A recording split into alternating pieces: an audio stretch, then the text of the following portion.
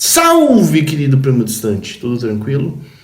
Meu avô no podcast, isso mesmo, esse é o primeiro episódio. Meu nome é Richard Hauptmann, sou pesquisador familiar já há um bom tempo, desde 1999. E aqui eu vejo um lugar onde a gente possa compartilhar experiências, trocar ideias. Eu acho que vai ser um ótimo lugar para a gente poder fazer essa troca. E aqui nesse primeiro momento eu queria falar um pouco de mim, afinal de contas alguns podem me conhecer, outros não, mas enfim, para quem não me conhece e para quem me conhece, meu nome continua sendo Richa. Muitas vezes a pessoa fala assim, para quem não me conhece meu nome é Richa. Ué, mas e para quem não conhece não é? Mas para mim, para quem conhece a Richa, para quem não conhece também vai continuar sendo Richa.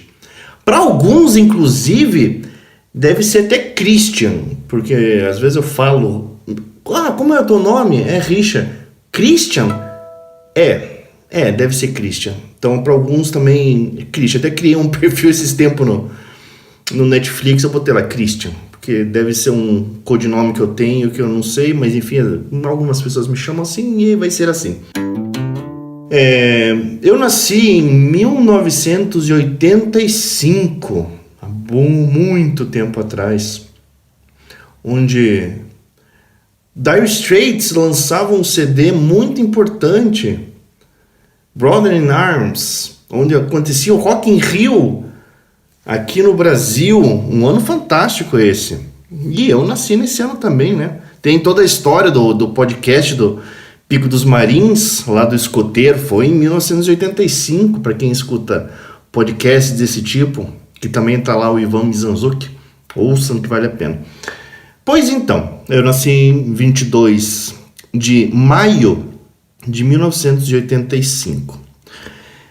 Meu pai, com um nome bem complicado, inclusive é tão complicado que na minha certidão, no meu RG, na certidão de nascimento, está escrito errado o nome dele, que é Wilfried. Só que eliminaram simplesmente o I do nome dele, ficou Wilfred. Mas enfim, é Wilfried, com W, né? Um nome bem complicado. Aportuguesando seria Wilfredo. E minha mãe, Dona Dirce, meu pai já falecido desde 1991, quando eu tinha 5 anos, um pouco antes de eu fazer 6 anos. E minha mãe, Dona Dirce. Pois então, eu comecei a fazer a minha pesquisa genealógica, minha pesquisa histórica familiar, no ano de 1999. Infelizmente, eu não sei o motivo, não lembro por que eu fiz, não lembro se foi algum trabalho de escola, não faço a menor ideia. Eu acredito que não tenha sido trabalho de escola, porque eu estava de férias. Eu lembro que eu estava na praia, lá na Barra do Sul, Santa Catarina, perto de Joinville. E eu lembro que minha mãe, eu e minha mãe, não lembro de estar mais alguém lá, lembro de estar eu e ela. E eu lembro nessa época eu tinha 99, 14 anos, eu ia fazer 15 anos, ia fazer 14 anos, né? Então tinha 13 ainda. É isso mesmo? Deve ser, enfim, não vou calculando agora. E eu lembro que eu perguntava para ela, a gente estava sentado no sofá assim da nossa sala, que era uma casa de madeira, que inclusive era conhecida na região como Palácio dos Cupins, porque a gente olhava pela parede da nossa casa e a gente via o sol. Era isso mesmo. Então, na região lá, ela era conhecido como Palácio dos Cupins. Tanto é que logo, um tanto tempo depois, foi derrubada a casa, porque não tinha... os cupins, eles mantinham aquela casa de pé, né?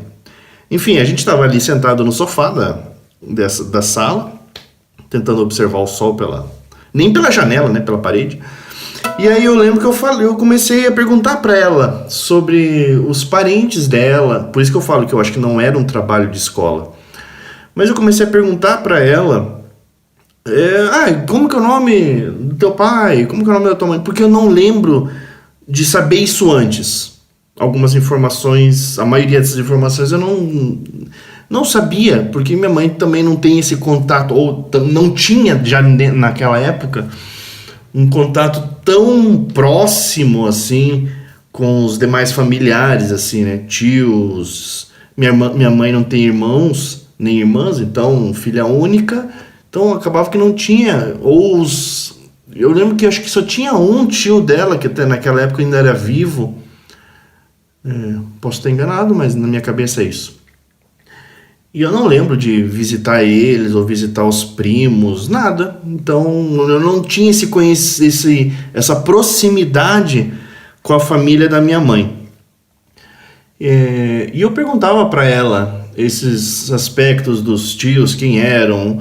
E eu lembro de pegar uma folha de papel sulfite, que eu ainda tenho guardado ela frente e verso, que eu comecei a fazer esse rascunho da família, dessa minha árvore genealógica. São palavras-chave aqui dentro da nossa pesquisa, a árvore genealógica. E eu comecei a anotar, simples assim, né? Eu anotava o nome dos pai, mãe, tios, enfim. E outro ponto que foi algumas datas que eu lembro que eu fui anotando, que eu lembro e eu sei porque eu vejo esse papel, né? Tem algumas datas, assim, principalmente de nascimento, anotadas nesse papel. Mas o motivo eu não sei. Sei que eu guardei esse papel e, voltando para Curitiba, eu fui procurar alguma maneira de colocar isso de forma online.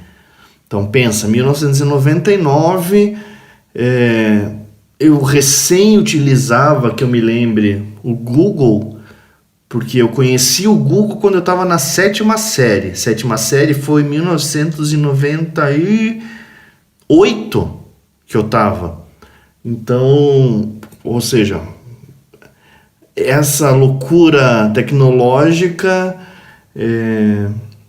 era bem recente para mim, né? Ainda você usava a internet de escada, você utilizava a internet depois da meia-noite para pagar um pulso só, porque durante o dia você não podia utilizar a internet, ou você usava a internet, pagava um absurdo, e além disso, você tinha que desconectar o telefone fixo para poder usar a internet, porque você não dava, era a mesma linha, então você não podia usar o telefone fixo, no caso eu ou minha mãe, né? Minha mãe usava mais, e a internet ao mesmo tempo, então não dava, né?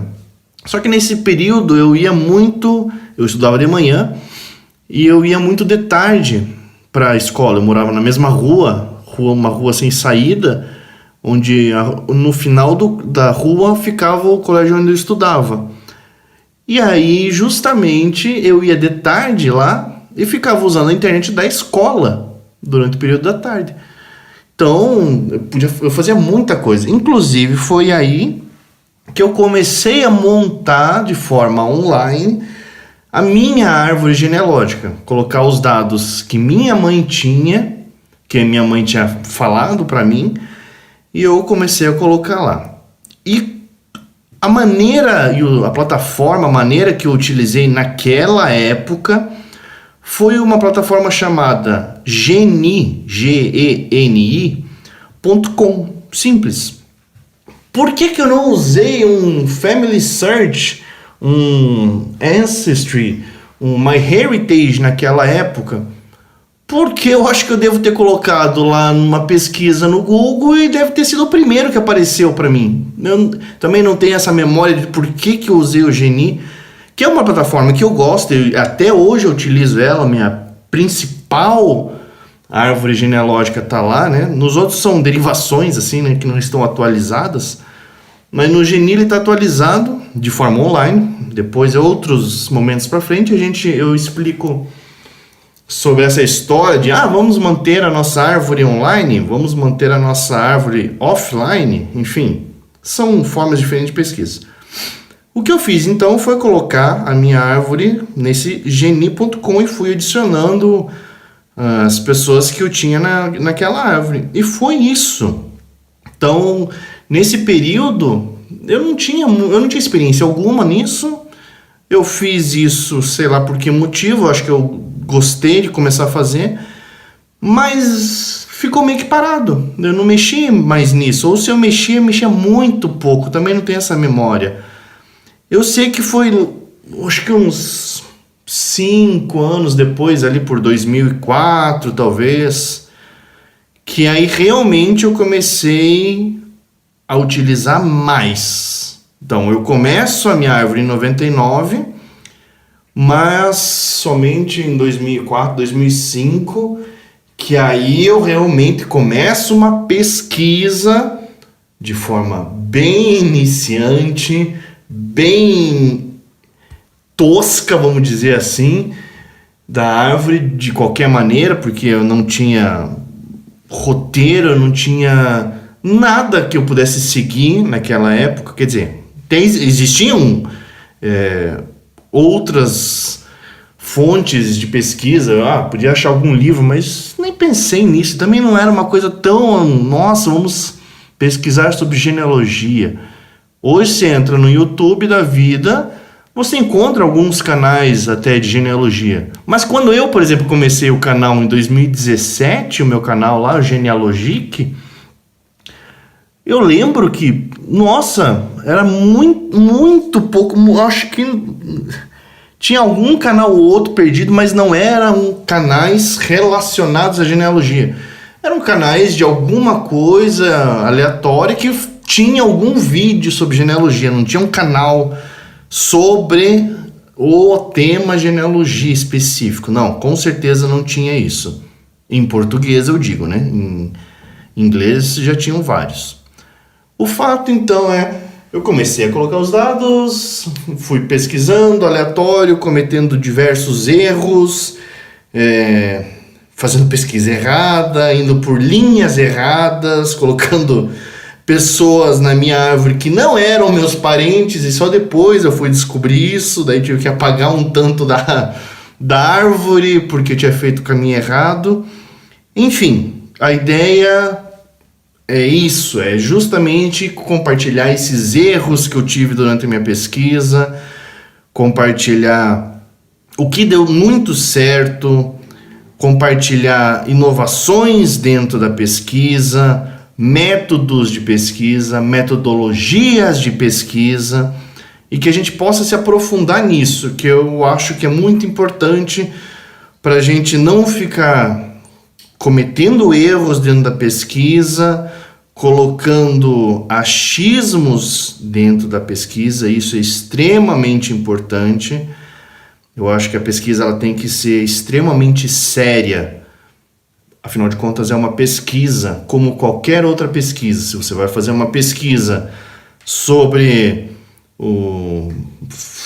mecânica quântica, a pesquisa tem que ser séria. Se você vai fazer uma pesquisa sobre antropologia, onde você vai abordar algum grupo social, por exemplo, ou indivíduos, também é uma opção, um caminho, ela tem que ser séria. Se você vai abordar algum tema relacionado a direito canônico, por exemplo, tem que ser séria.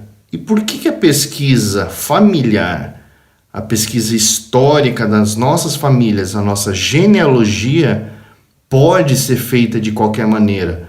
Pode ser simplesmente colocar alguns dados lá e é isso. Por que ela não pode ter critérios também? Ela deve ter. Ela deve ser bem elaborada, ela deve ser feita com carinho, com cuidado, mas de maneira séria. E é isso que a gente vai abordar em todos os demais episódios aqui do Meu Avô no podcast. Grande abraço e nos encontramos no próximo episódio.